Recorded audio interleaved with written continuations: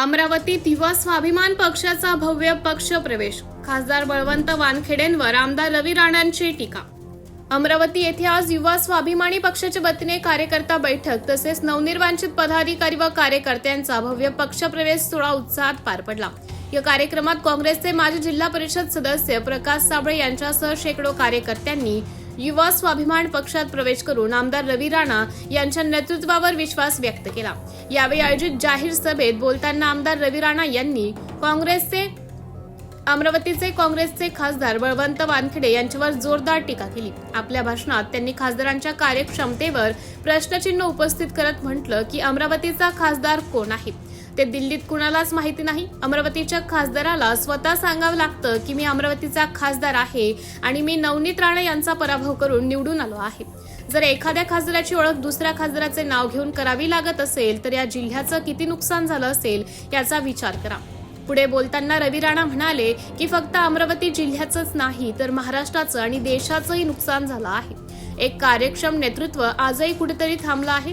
आज जर नवनीत राणा खासदार असत्या तर त्या मोदी सरकारमध्ये केंद्रीय मंत्री झाल्या असत्या. भाऊसाहेब पंजाबराव देशमुख यांच्यानंतर प्रथमच अमरावती जिल्ह्याला केंद्रीय मंत्रीपद मिळालं असतं. रवी राणा यांच्या या वक्तव्यानंतर अमरावतीच्या राजकीय वर्तुळात नव्या चर्चांना उधाण आलं असून आगामी काळात काँग्रेस आणि युवा स्वाभिमान पक्षामध्ये आरोप प्रत्यारोपांची मालिका आणखी तीव्र होण्याची शक्यता व्यक्त केली जात आहे. पक्षप्रवेश कार्यक्रमाला जिल्ह्यातील विविध भागातून आलेल्या कार्यकर्त्यांची मोठी उपस्थिती होती. अमरावतीचा खासदार कोण आहे हे त्या ठिकाणी दिल्लीला कोणाला माहित नाही. या अमरावतीच्या खासदाराला सांगावं लागते की मी अमरावतीचा खासदार आहे. मैंने नवनीत राणा को हराया वो मैं खासदार हूं. म्हणजे जर खासदाराला ओळख माझी खासदाराची नाव घेऊन द्यावं लागते तर विचार करा की आपण किती मोठं नुकसान या जिल्ह्याचं केलं. या जिल्ह्याचं नुकसान तर केलं, या महाराष्ट्राचं नुकसान झालं, या देशाचं नुकसान झालं. एक मजबूत नेतृत्व आज कुठेतरी थांबलेलं आहे.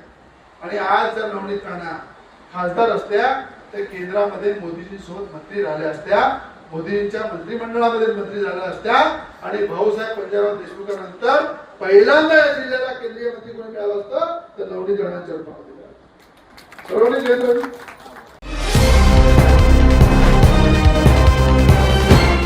पाहत रहा फक्त जनविकास न्यूज. सत्य, संघर्ष आणि जनतेचा विश्वास.